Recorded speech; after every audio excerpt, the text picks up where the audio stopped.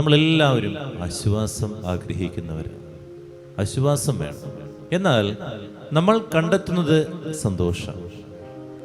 സന്തോഷം കണ്ടെത്തുന്ന മാർഗങ്ങളൊക്കെ നമ്മളിങ്ങനെ കണ്ടെത്തും. ഒരു പിക്നിക്ക് പോവുക, നല്ലൊരു ഭക്ഷണം കഴിക്കുക, അല്ലെങ്കിൽ കൂട്ടുകാരുടെ ഒപ്പം എൻജോയ് ചെയ്യുക. ഇതിലൊക്കെ നമുക്ക് സന്തോഷം കണ്ടെത്തുന്നുള്ളൂ. നമ്മൾ ആശ്വാസം കണ്ടെത്തുന്നുണ്ടോ എന്നൊരു ചോദ്യം അവിടെ നിൽക്കുകയാണ്.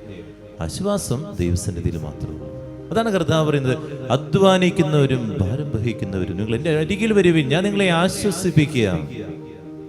നമുക്ക് ആശ്വാസം കിട്ടണമെങ്കിൽ ദൈവസന്നിധിയിൽ തന്നെ എത്തണം. ദിവികാരുണ്യ സന്നിധിയിൽ തന്നെ നമ്മൾ സമയം കണ്ടെത്തണം.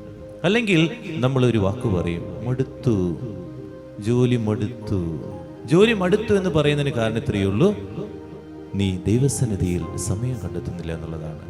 ഈ ആശ്വാസം കണ്ടെത്തുന്ന വ്യക്തിക്ക് ദൈവം അവൻ്റെ കൂടെയുണ്ടാകും. അവനിങ്ങനെ അനുഗ്രഹിച്ചുകൊണ്ടിരിക്കും, അവനിങ്ങനെ സഹായിച്ചുകൊണ്ടിരിക്കും. അവൻ വീഴുമ്പോൾ താങ്ങായി തണലായി അവൻ്റെ കൂടെയുണ്ടാകും. അവനിങ്ങനെ പരിശുദ്ധാത്മാവിൻ്റെ അഭിഷേകം നൽകിക്കൊണ്ടിരിക്കും. ഏത് പ്രതിസന്ധിയിലും ഇങ്ങനെ കരുതലായിട്ട് കൂടെ നിൽക്കുന്ന കർത്താവുണ്ട്. അതുകൊണ്ട് ആശ്വാസം ദൈവസന്നിധിയിൽ മാത്രമേ ഉള്ളൂ. അത് കണ്ടെത്താൻ പരിശ്രമിക്കുക.